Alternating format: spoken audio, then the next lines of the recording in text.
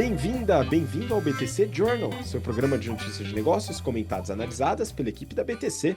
Meu nome é Gustavo Habib, eu sou instrutor de comunicação e negociação, e no episódio de hoje, dia 20 de setembro de 2024, falaremos sobre fusões e aquisições. A gente vai comentar sobre Positive Company e fusão com Zaya. Também vamos falar sobre Saint-Marché em processo de venda.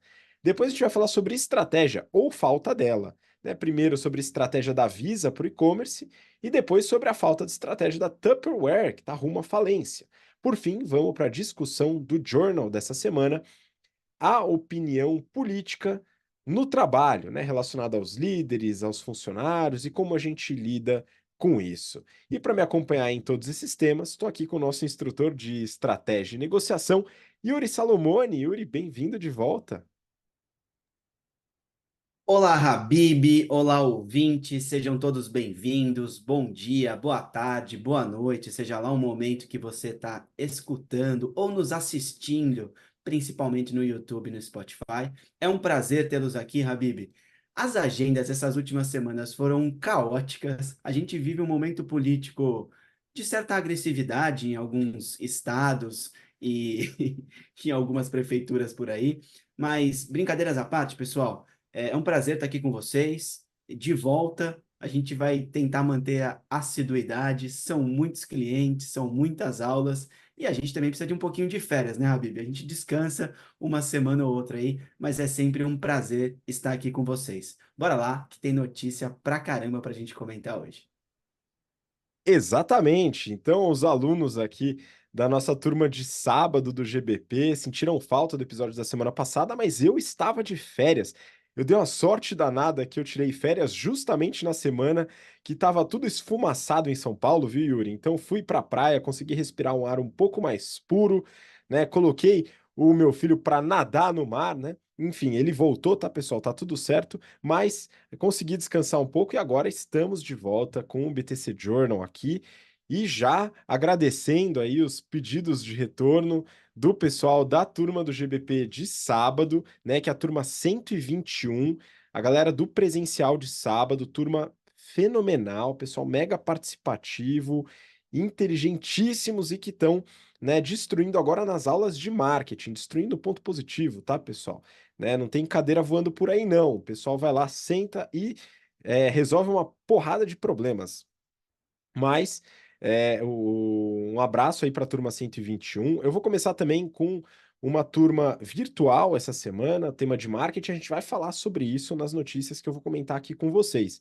E para você que está nos acompanhando e não participa ainda do General Business Program, você que está entrando no mercado de trabalho, está se formando na faculdade, é recém-formado, recém-formada e quer alavancar sua carreira nas principais áreas do mercado de trabalho, né, consultorias estratégicas, mercado financeiro, trainees, estágio em grandes indústrias, empresas de tecnologia, aquelas que mais pagam, que mais dão oportunidade de crescimento, visibilidade, enfim, aquelas que a gente consegue facilitar o caminho muito para as nossas alunas, os nossos alunos, você está convidado e convidada para se inscrever no GBP nas turmas de 2025. As inscrições estão abertas e até dia 22 de setembro a gente está com um presentão para você, que é o desconto especial do Dia do Cliente, tá? Um cupom de R$ 300 de desconto para matrículas até este domingo, se você está me ouvindo até o dia 22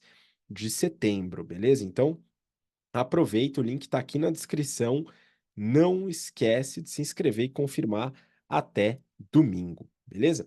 A gente também está com inscrições abertas para as turmas do Strategy and Finance, que é o nosso curso voltado para líderes, executivos, pessoas empreendedores, empresários, pessoas que realmente estão na tomada de decisão e se você está nessa posição e quer trazer novas ferramentas, frameworks, né, estratégicos, financeiros e discutir muito caso para trazer novas ideias para sua área, para sua empresa, o Strategy and Finance é perfeito para você. Então, as inscrições também podem ser feitas pelo site e o link está aqui embaixo na descrição. Bom, vamos dar sequência. Yuri, a gente tem algumas notícias para comentar. Eu queria começar aqui com a sua visão sobre essa daqui. Essa é do Neofeed. O título é Plataforma de produtos naturais abocanha empresa de snacks para o seu portfólio. Obrigado, Neofeed, por mais um excelente trocadilho. E agora eu queria que o Yuri comentasse um pouco sobre a notícia. Bora lá, Habib. Bom, primeiro que a Positive é uma empresa basicamente é uma plataforma, né, de produtos sustentáveis e de impacto, e ela faz aí produtos naturais, plant-based. Ok, ela abocanhou uma parte da Zaya, e ao abocanhar uma parte da Zaya, ela entra por uma região ali, por uma cesta competitiva que tem empresas tais como a Tal Castanha, Plant Power e a Possible. São três empresas consideradas médias ou grandes nesse setor. Com essa aquisição de parte da Zaya, a expectativa é crescer 10 vezes em 3 anos e chegar a 20 mil pontos de venda. Hoje, eles estão em cerca de 800 pontos de venda. Bom, o objetivo disso é aumentar o número de portfólio, ter mais capilaridade e, terceiro, aumentar a receita bruta, aumentar o tamanho da empresa, porque, óbvio, uma possível entrada de um investidor ou um IPO é sempre aí o objetivo dessas startups. Um, um objetivo não diretamente relacionado, mas fomentar este setor de plant-based. Então, parte dos produtos aí da Zaya, a Zayata, o produto Zayatas, né? É um produto da linha Zaya. Ele se destaca no segmento de snacks saudáveis e proteicos. Eles têm mais de 14 sabores nas gôndolas. Habib, eu tive o privilégio de aproveitar ou de saborear uma dessas barrinhas. Recentemente eu fui a uma academia e tinha lá na lanchonete. Eu não conhecia a marca, até foi uma surpresa vê-los aqui, muito bom. Com a união, o fundador da companhia, ele permanece como CEO da Zaya, ou seja, a Zaya é integrada, mas ela fica ainda descolada, não é necessariamente, não vai se tornar necessariamente uma empresa só, tá? Então, tem uma fala aqui do executivo que diz: unir forças com a Positive Company é um momento decisivo para a Zaya. Essa parceria permite manter nosso foco em inovação, qualidade e segurança alimentar, ao mesmo tempo em que ampliamos nossa distribuição e alcance de mercado. Traduzindo, aumenta portfólio, melhora a qualidade, dilui custo fixo e aumenta o tamanho da empresa. Eles estão ansiosos, né, para levar esses snacks saudáveis ao público ainda maior e conquistar novos consumidores em todo o Brasil. Bom, é, este modelo de negócio tem crescido bastante, não está fácil, é um mercado que tem Bold, por exemplo, como concorrente na área de snacks, né, de barrinha proteica. Mas, Habib, eu sempre torço para que esses M&As deem certo. Minha única crítica aqui, ou duas críticas que eu quero fazer é o seguinte: quando você faz uma notícia dessa, quando você dá entrevista ao Neofeed, é óbvio que você tem que dar os números, né? Impressionar o leitor. Me impressionou. Mas crescer 10 vezes em 3 anos é mais do que dobrar por ano. É desafiador demais. Outro ponto. Hoje você está em 800 pontos de venda.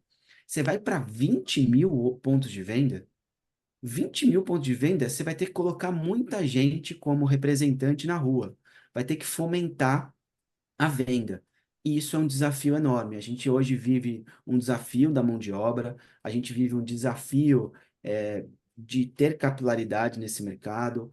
Não é trivial você chegar em tantos pontos de venda assim, tem a qualidade do seu produto, então vai exigir aí um CAPEX, né, um investimento bem razoável. Óbvio que não colocaram quanto aqui, mas se você, para crescer tudo isso, precisar gastar muito, muito provavelmente você vai ter uma operação deficitária. E aí você vai, no limite, ter problema de caixa. Então, por quanto tempo isso vai existir ou esta empresa vai dar certo?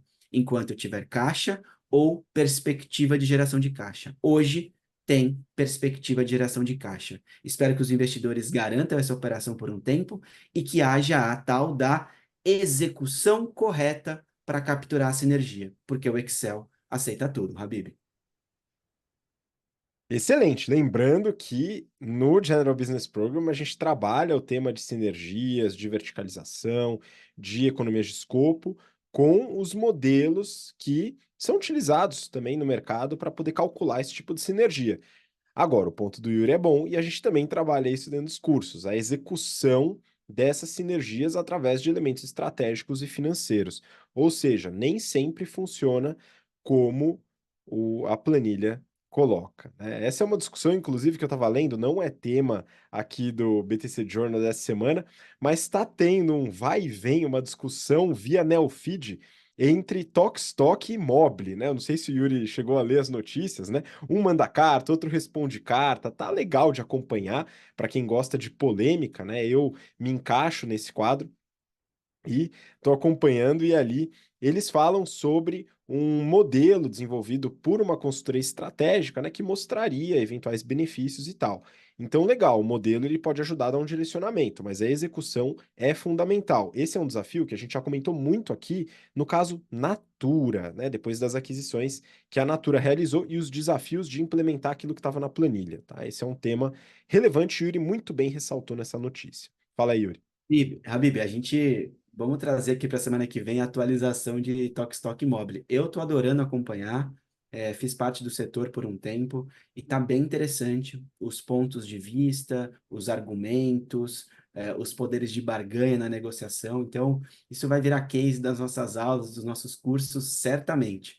Não é trivial fazer um M&A quando uma parte não concorda com 100% das cláusulas tal qual essa que está acontecendo. Habib, vamos prometer aí para a próxima análise Stock Mobile para a gente atualizar nossos ouvintes. Bora lá. Boa, então é isso, hein, pessoal? Fica o compromisso. No próximo episódio ou no outro, a gente vai abordar esse tema aqui para atualizar vocês dessa confusão toda, como diria a sessão da tarde da Globo, né? A gente vai seguir. Vamos dar sequência para a próxima notícia que eu peguei do Valor Econômico ainda no tema de fusões e aquisições. Fundo contrata 20 para vender Saint-Marché. Eu gostei bastante dessa notícia, porque a gente já falou um pouco sobre mercado varejista, supermercadista, etc. E o Saint Marché é um exemplo bem legal aqui. Segundo a reportagem do Valor, o Saint Marché está à venda. Quem busca os compradores é o fundo americano L. Catterton, que é controlador da rede varejista com 70% do capital. Os fundadores da rede, dois brasileiros, eles seguem com 20%. E o fundo contratou a 20, que é uma gigante de investimentos e private equity, para buscar compradores. Em 2021, o fundo Catterton já tinha tentado se desfazer da posição através de um IPO, mas foi na época que o mercado começou a minguar, a estratégia não deu certo. Isso já era esperado, dado que, como fundo de private equity, eles buscam realizar um investimento, otimizar o negócio e vender com lucro. Tá, eles entraram em 2016, já está meio que na hora de sair mesmo. Então, né, entre a tentativa de IPO e hoje, o que aconteceu? O Seu Marché cresceu bastante. Saiu de 20 para 31 lojas, fortaleceu o e-commerce e teve a receita saindo de cerca de 800 milhões de reais para 1,1 bi de reais em 2023. Ainda tem também a marca Empório Santa Maria, que tem duas lojas, né, bem menorzinho. Alguém sondado pela reportagem, bastante otimista, diz que é possível chegar a 100 lojas. Só faltou uma informação aí que é a janela de tempo para isso, né? É fácil falar das 100 lojas sem falar em quanto tempo. A reportagem anterior, como o Yuri comentou, falou do crescimento de 10 vezes em 3 anos, que é muito desafiador, mas pelo menos trouxe a janela de tempo para a gente cobrar depois. Outra fonte diz que eles buscam valuation aproximado de uma vez receita, aqui trabalhando os múltiplos, como a gente fala nas aulas de valuation. É uma das formas da gente poder avaliar o valor da empresa é através de múltiplos, seja de receita, seja de lucro, seja de EBITDA. Tem algumas formas da gente fazer esse tipo de análise. Aqui no mercado varejista é muito comum a gente fazer análise através de múltiplos de receita. Só que a própria reportagem coloca que, em geral, as empresas do setor são negociadas a 0,5 vezes receita. Da onde vem o ágio? Da onde vem essa diferença?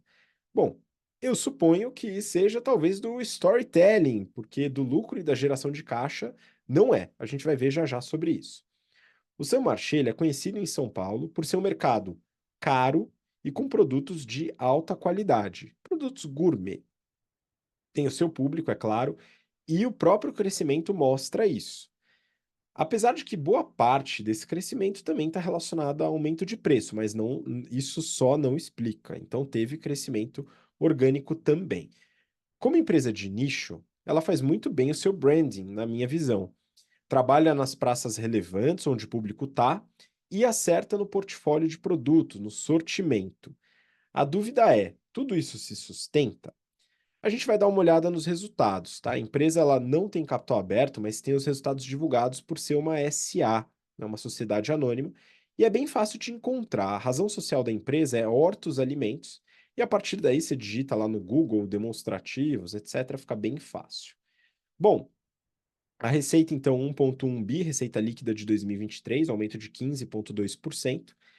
Lucro bruto, 397 milhões, isso dá uma margem de 36,1%. Teve um aumento de 0,6 pontos percentuais, um aumento bom de margem bruta, e uma margem legal também. Isso mostra que a empresa está com uma estratégia de portfólio adequada, na minha opinião. O lucro operacional bem apertadinho, foi de 70 milhões, uma margem de 6,4%.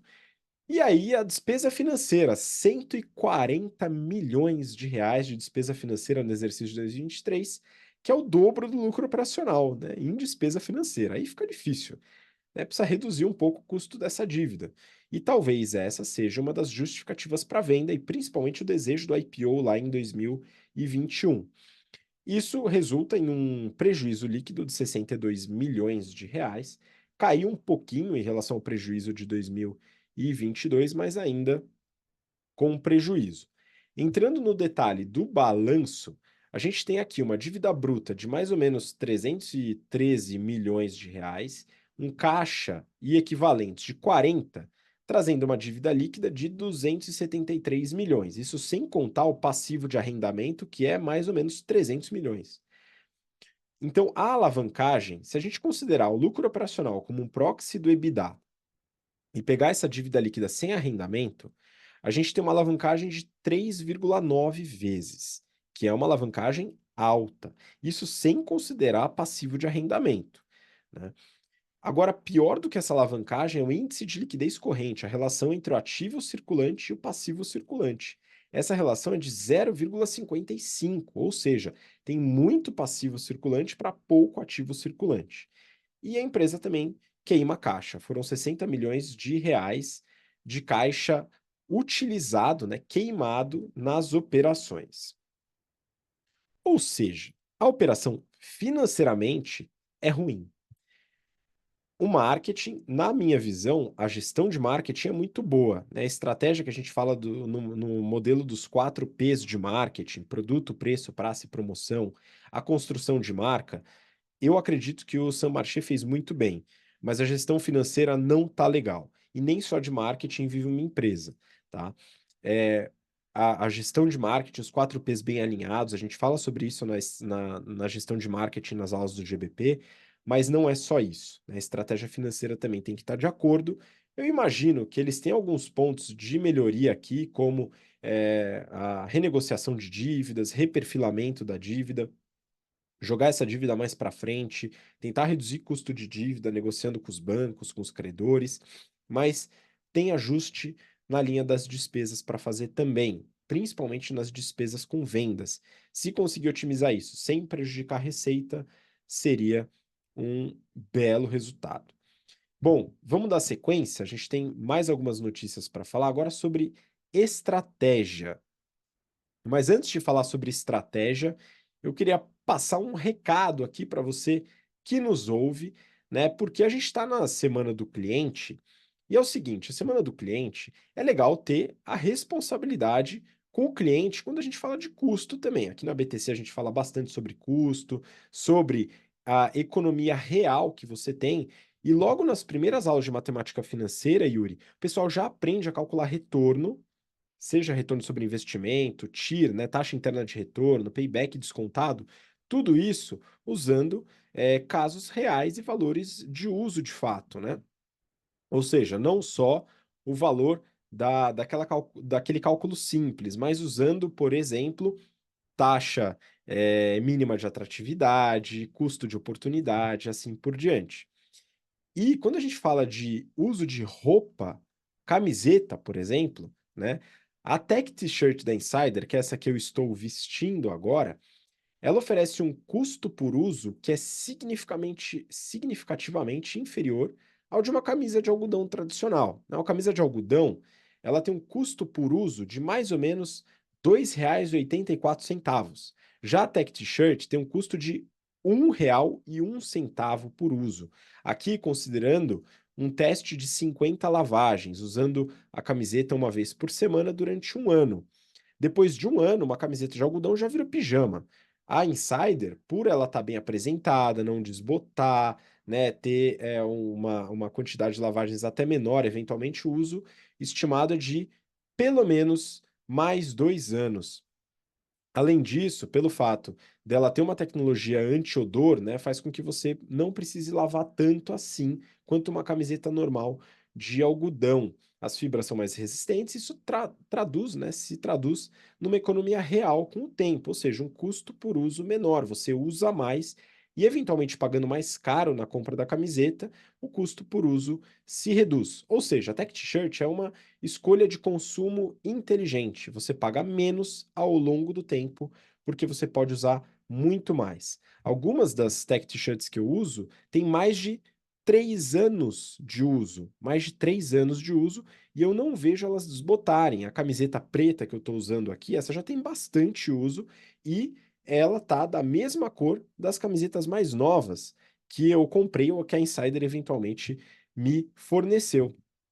Então, pessoal, realmente é uma compra mais consciente. E até o final de semana, você tem um desconto adicional usando o cupom BTC15. BTC15. Utilize esse cupom só até o dia 22. E o link está aqui na descrição. Beleza? Se você ainda não conhece o produto, acho que vale a pena dar uma chance pensando nessa economia real.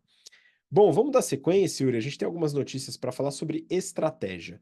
Eu peguei aqui do Neofeed, o clique da Visa para ganhar espaço no e-commerce brasileiro. Achei bem interessante essa estratégia da Visa. Eu queria que você compartilhasse com nossos espectadores aqui. Vamos lá, Habib. Bom, primeiro, é, a Visa, né, como emissor de cartão aí, concorrendo com a Mastercard, deu um passo absolutamente interessante nessa concorrência. O objetivo deste negócio, que chama Click to Pay, basicamente, Habib, é fomentar a transação no e-commerce de maneira mais rápida.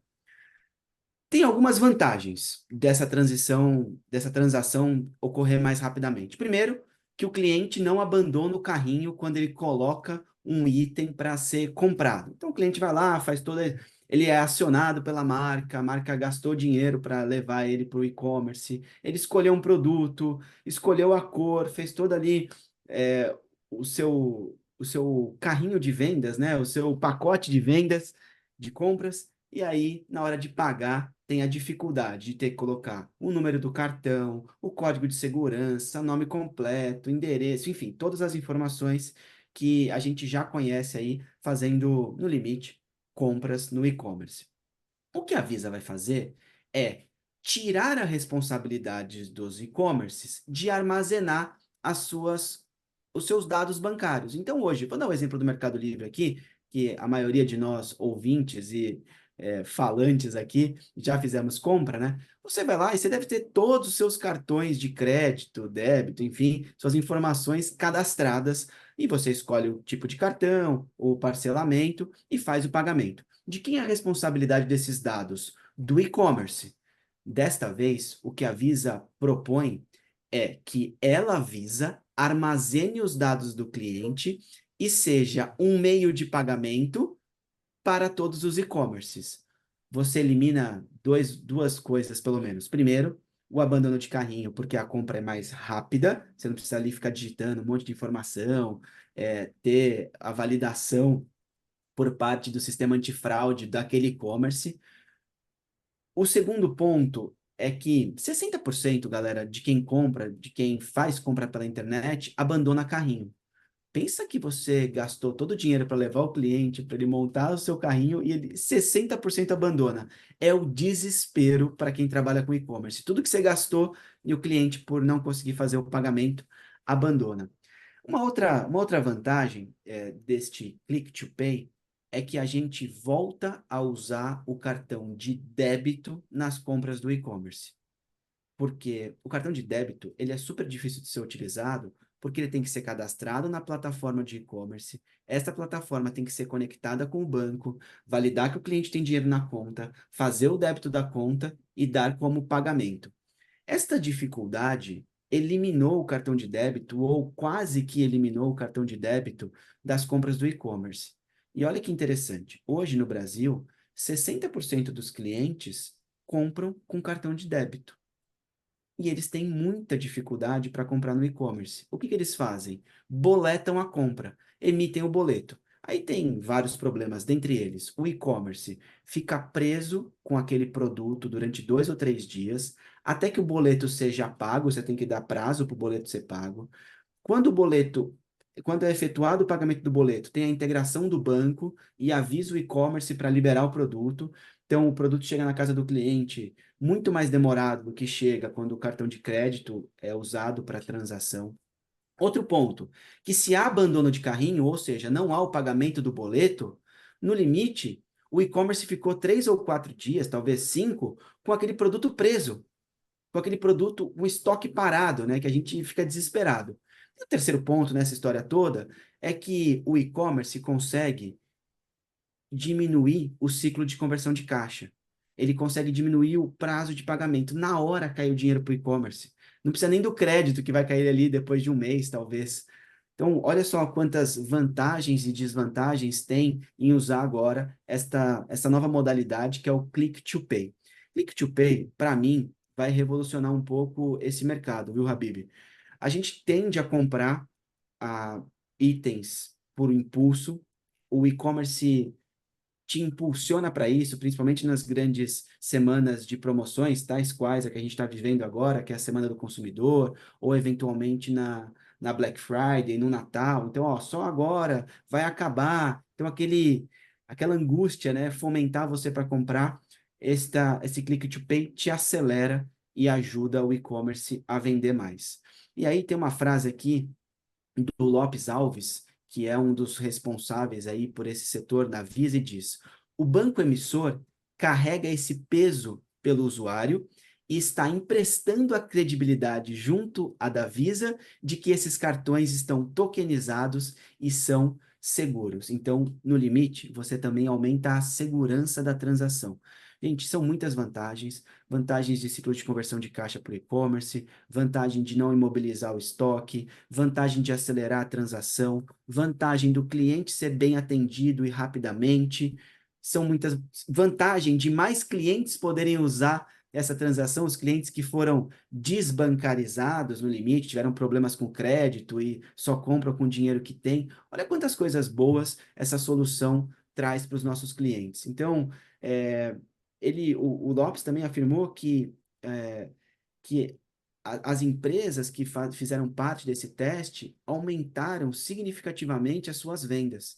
Tomara que outros varejistas agora já abocanhem aí ou no limite entrem nesse setor para que a gente possa validar de maneira mais escalável a Click to Pay, testar esse modelo e que de fato entre aí como um meio de transação para os e-commerce. Habib, eu vou querer usar isso aqui na BTC, o Click to Pay, vou querer usar nas empresas que eu tomo conta para receber esse dinheiro antes e chegar em mais clientes, né? Aumentar a capilaridade do meu negócio.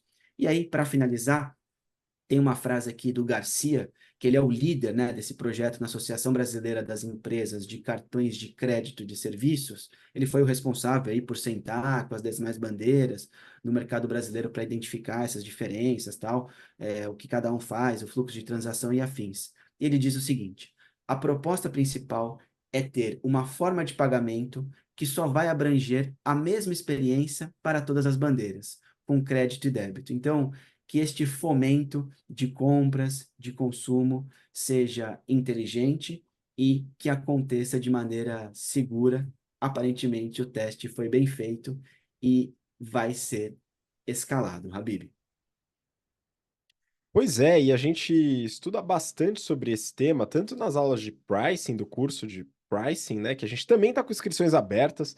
A gente fala sobre dor do pagamento, formas de você utilizar a economia comportamental para facilitar esse tipo de entrada de receita. Enfim, a economia comportamental trabalha bastante esse tema da dor do pagamento e a facilidade de você fazer isso tem muitos benefícios para o varejista.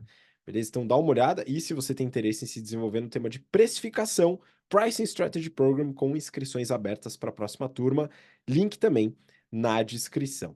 Bom, vamos dar sequência, pessoal. A gente tem mais uma notícia aqui falando sobre estratégia. Forbes, Tupperware pode pedir falência nesta semana, após 82 anos de atividade. Voltamos com a Tupperware, agora indo para os finalmentes. Vai virar slide de aula da BTC como case de insucesso. Esse é o maior medo de algumas empresas, viu, Yuri? Virar slide da BTC. Enfim, se você quiser saber sobre um monte de empresa ruim que quebrou, as inscrições estão abertas para o General Business Program. A gente aborda um monte de casos de insucesso, porque é melhor a gente estudar pelos erros dos outros e a gente vai errar também, aprender com os nossos, mas estudando o erro dos outros é melhor e menos dolorido. Não só para se divertir, né, mas também para saber o que deixar de fazer, o que fazer para evitar que isso aconteça, claro. Bom, eu entrei no site de relações com investidores da Tupperware e já vi que os últimos dois reports trimestrais não saíram. Tem apenas um aviso de que seriam divulgados com atraso. Fora isso, tem um monte de documentação sobre negociação de créditos. A empresa está devendo para todo mundo, mas pelo menos informa que não vai pagar. Fontes ouvidas pela Bloomberg disseram que a empresa pretende decretar falência essa semana e deve entrar com proteção judicial após não cumprir com o acordo junto aos credores. É engraçado como as pessoas às vezes fazem cagadas nas empresas, ficam devendo para fornecedores, para investidores, para bancos, para todo mundo e ainda acham que não tem que se responsabilizar por isso. É que nem uma empresa aqui no Brasil que cometeu fraude contábil de dezenas de bilhões e as pessoas que se beneficiaram ao longo dos anos com essa fraude não são responsabilizadas. Enfim, são as contradições do direito privado. Não vou entrar nesse mérito agora. Vamos de Tupperware. Em junho, a empresa cogitou fechar sua fábrica nos Estados Unidos. Detalhe importante: é a única fábrica da Tupperware.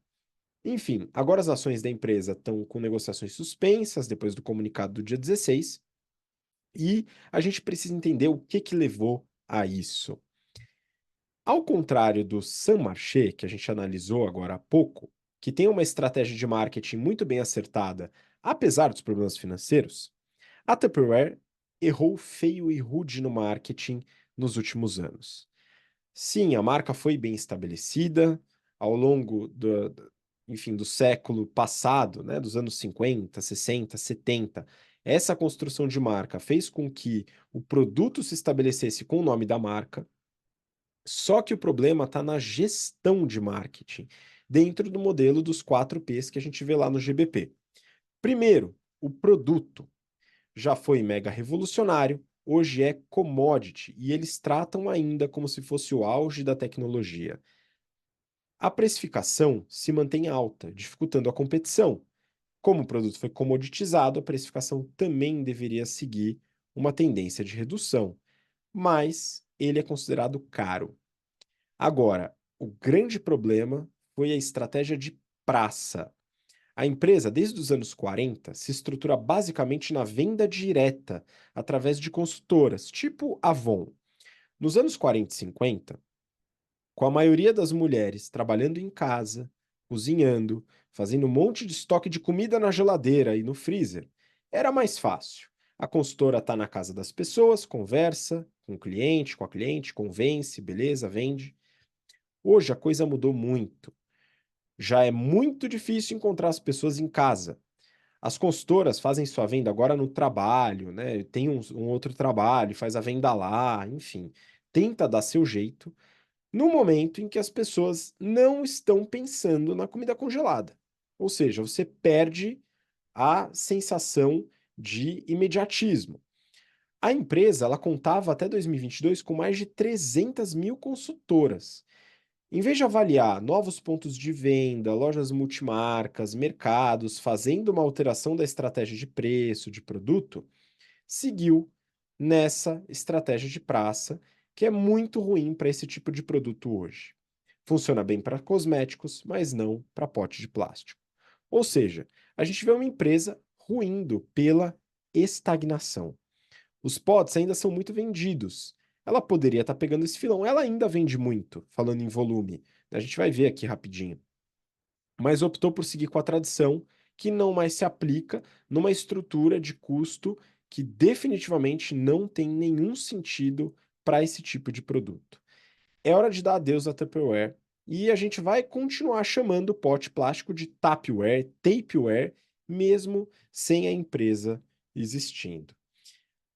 O último resultado que eu encontrei no site Relações com Investidores foi do terceiro trimestre de 2023, um aninho atrás, né?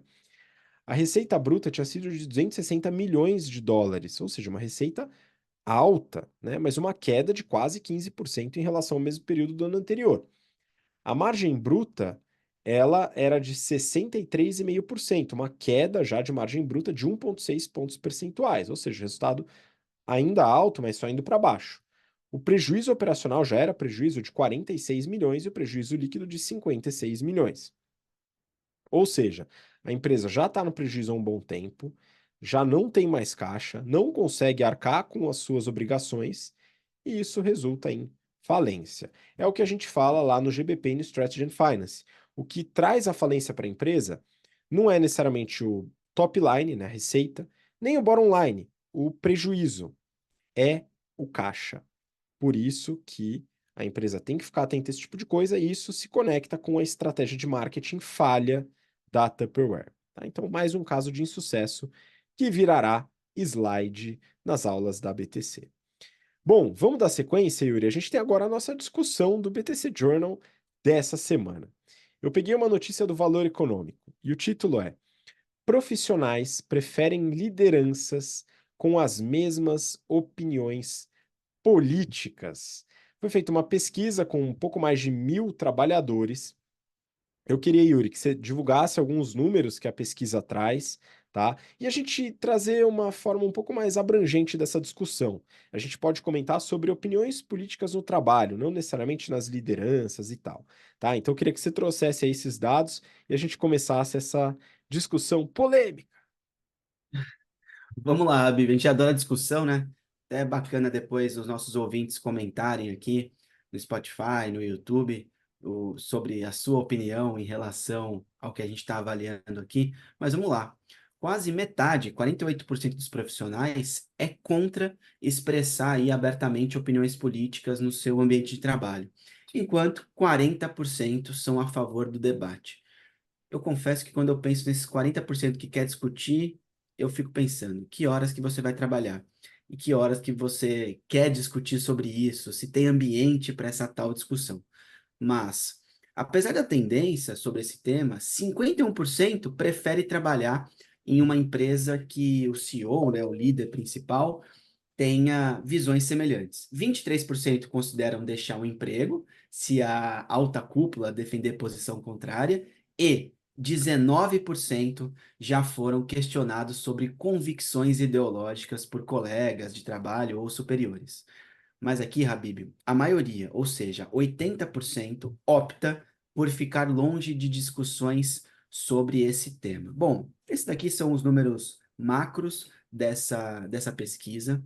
E quando a gente faz um recorte das pessoas da geração Z, o estudo ele destaca como posições de colegas de alta liderança podem afetar os times, né?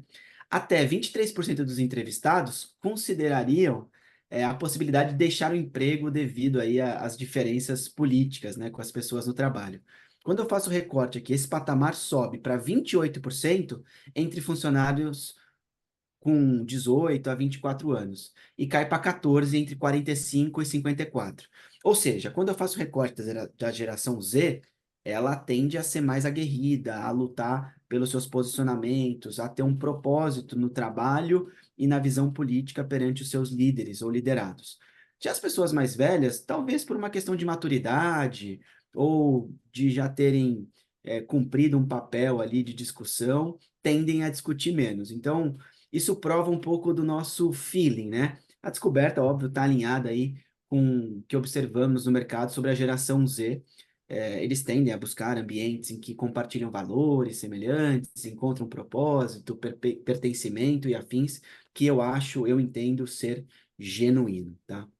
Bom, dito isso, tem o tal do campo neutro, né, que diante dos resultados da equipe, as chefias devem estabelecer diretrizes claras sobre como tratar essa questão, a fim aí de evitar divisões ou sensação de desconforto nas equipes.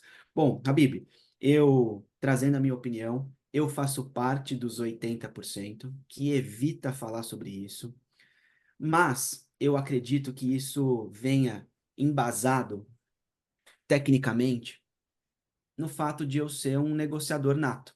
A gente dá aula, né, no GBP de negociação, em company, e a gente mostra que tem certas informações que o melhor é omitir, que o melhor é não entrar em conflito com o seu cliente. Ou você vai deixar de fazer um negócio porque ele tem uma opinião diferente. Mas eu quero dividir essa conversa aqui, essa minha opinião, em duas partes. Uma coisa é eu ter opinião diferente. Eu e o Habib temos opiniões diferentes em vários assuntos. Isso não quer dizer que eu vou desrespeitar o Habib, isso não quer dizer que eu vou faltar com respeito, isso não quer dizer que só minha opinião vale. A opinião pode ser divergente, mas a gente tem que entrar num acordo para que possamos conviver no mesmo ambiente, na mesma empresa. Trabalhamos juntos aqui, temos opiniões diferentes sobre as empresas às vezes. Eu entendo que o negócio é bom, ele entende que é ruim. Eu trago meus argumentos, tento convencer ele. Por outro lado, ele traz os outros argumentos dele, tenta me convencer também. E aí, a minha capacidade cognitiva me permite pensar e me autocriticar. Então, extrapolando um pouco essa discussão da política, ouvintes, não precisa deixar de discutir, tenha o seu ponto de vista, mas não torne isso o motivo do seu trabalho, se isso não for o motivo do seu trabalho. E por fim, na minha análise aqui, Habib, eu gostaria de trazer o seguinte: você pode e deve ter visões políticas e visões sobre empresas e negócios, deve defendê-las, mas para mim tem momento.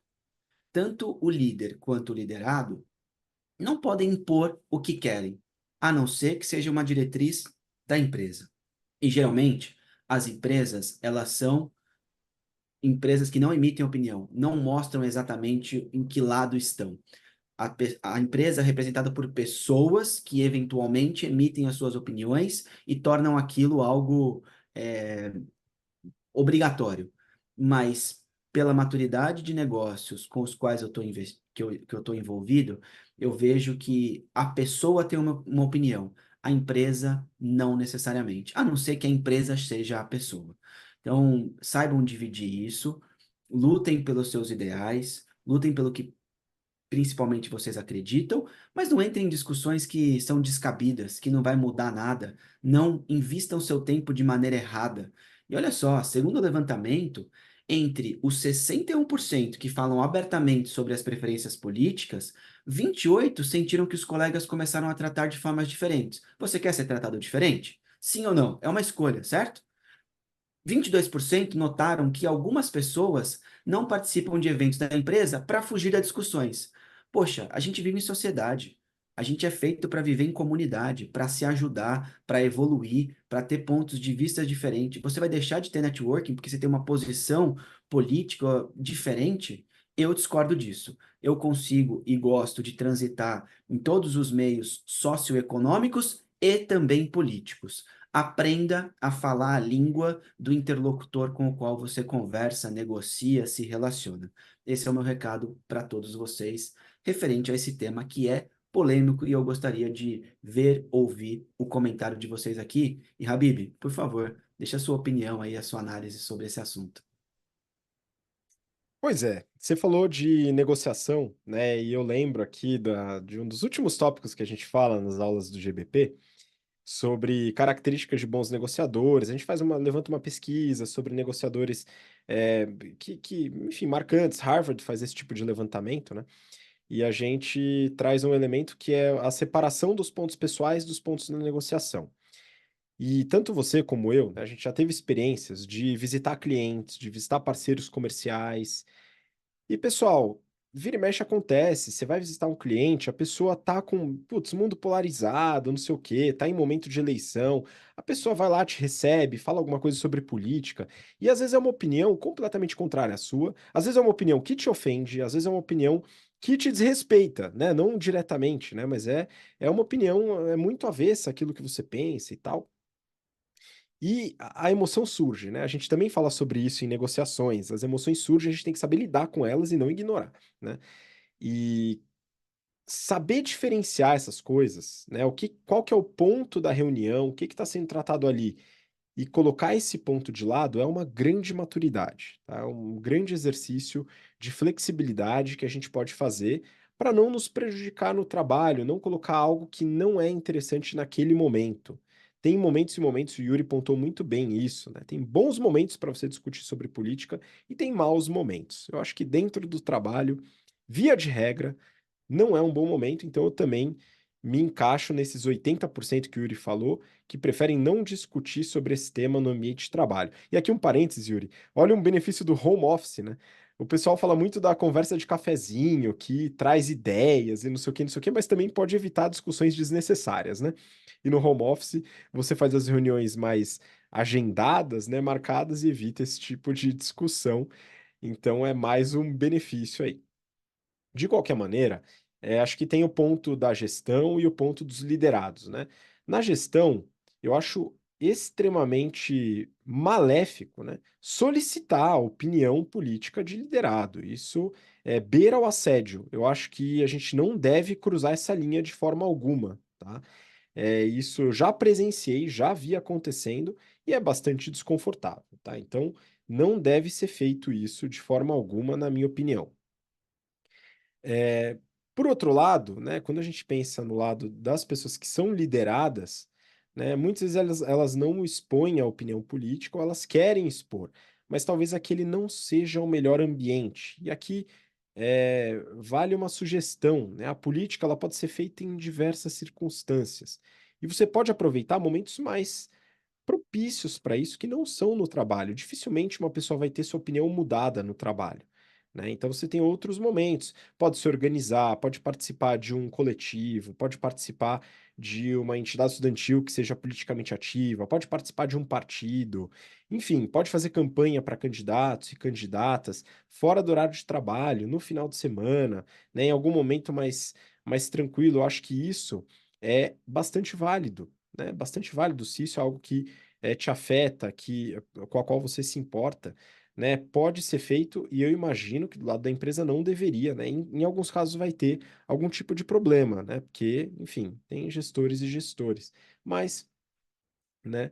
Em tese não deveria. De qualquer maneira, né, eu acho que essa flexibilidade de saber lidar com os assuntos em determinados momentos é algo que deve ser levado em consideração. E aí, para finalizar meu ponto aqui, Yuri, é a questão que você comentou, né? A geração Z tende a dar mais importância para isso, pela sensação de pertencimento, etc, etc. Né? E eu acho que isso pode ser temerário, né? Porque, putz, vamos lá, pessoal, o trabalho é algo que serve para te desenvolver como pessoa, te desenvolver como profissional e pagar seus boletos. Então, arriscar isso por um desejo de ter uma opinião semelhante, que o líder tenha uma opinião semelhante à sua, etc. Será que não é exigir demais daquele trabalho que serve majoritariamente para pagar suas contas e para te trazer um desenvolvimento profissional, né? Você não pode colocar isso em outro local, em outro momento, que talvez seja mais fácil. Aqui a gente está falando de estratégia de carreira, tá? É muito comum, a gente tem pessoas, né? A gente tem pessoas que trabalham em empresas, né? Que têm um público majoritariamente de uma determinada posição política, e a pessoa é de uma posição política totalmente minoritária, mas ela segue lá. Por quê? Porque ela precisa daquele trabalho, aquela carreira é agradável, e ela coloca isso como um ponto separado para não se prejudicar profissionalmente. Tá? Então, essa é uma maturidade na gestão de carreira que eu acho que é importante. Isso não exclui a possibilidade de você se manifestar, militar, né, ou participar politicamente de alguma coisa fora do ambiente de trabalho. né? Eu acho que são dois pontos separados e a maturidade ela vai ajudar bastante nessa seleção, mas tomar muito cuidado com decisões de sopetão, né? Algumas decisões que são tomadas sem muita ponderação por causa de uma conexão ou não com o líder, com colegas, etc. Eventualmente, tem outras formas de você lidar com isso.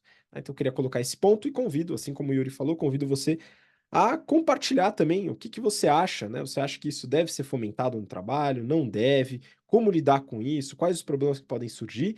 E a gente pode alimentar ainda mais essa discussão e ajudar as pessoas que eventualmente estão em dúvida em como lidar. Beleza? Bom, esse era meu ponto. Yuri, se tiver mais algum complemento, fica à vontade. E já aproveito para pedir para você deixar o recado final para a turma aqui que está nos ouvindo. Habib, acredito que o complemento seja cuidado com as suas tomadas de decisões, porque elas têm consequência.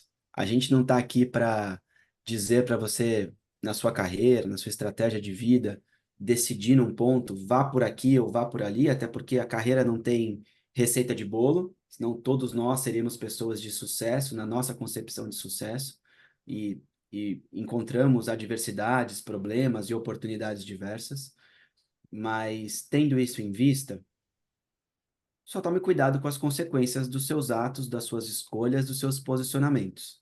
E veja, eu não estou dizendo para você não ter opinião. Eu não estou dizendo para você não lutar pelo que você acredita. Eu não estou dizendo para você não ter a sensação de pertencimento ou validar isso como estratégia da sua carreira. Mas arque com as consequências das suas tomadas de decisões. É isso que vai dizer quem você vai ser no futuro. Conheça o seu passado, estude o seu passado e saiba onde você vai chegar no futuro. Coloque a sua vida na direção e no sentido que você quer chegar e não o que o mercado vai te direcionar. É isso, Habib. Obrigado a todos e até a semana que vem. Será um prazer estar aqui mais uma semana com você. Até mais. Tchau, tchau. Eu que agradeço, obrigado demais pela participação, Yuri. Obrigado você que nos acompanhou até agora, pelo seu interesse, pela paciência. E nos vemos então. Temos um encontro marcado para a próxima semana em mais um episódio do BTC Journal. Um grande abraço, até lá. Tchau, tchau.